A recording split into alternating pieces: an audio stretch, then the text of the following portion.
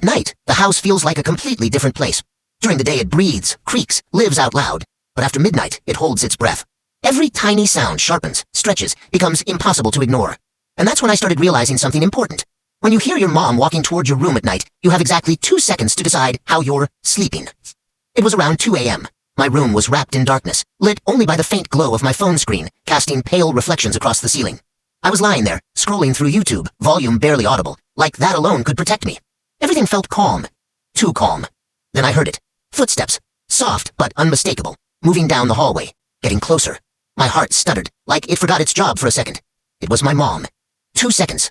I instantly shoved my phone under the pillow like it was contraband I had to hide. But that wasn't enough. I needed a sleeping position. Fast. On my back? No. Too obvious. Nobody sleeps like that. On my side? Which side? Left? Right? My thoughts collided, tripping over each other, and panic made the decision for me. A terrible one.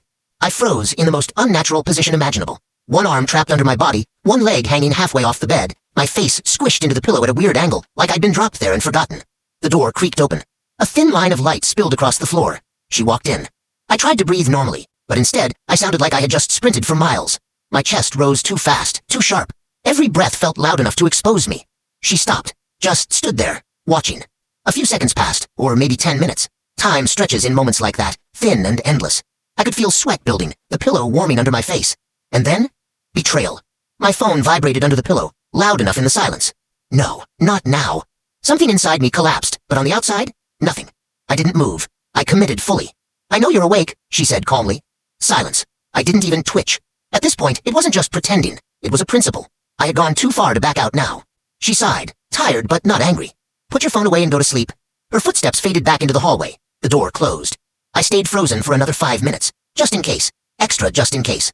Then, slowly, I reached under the pillow, grabbed my phone, and went back to watching. But it wasn't the same anymore.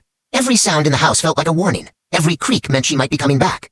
And the weirdest part? Over time, I memorized it all. The exact rhythm of her footsteps, the way the floor creaks in the hallway, the sound of her door opening. I became a survival expert, all because I refused to go to sleep at a reasonable time.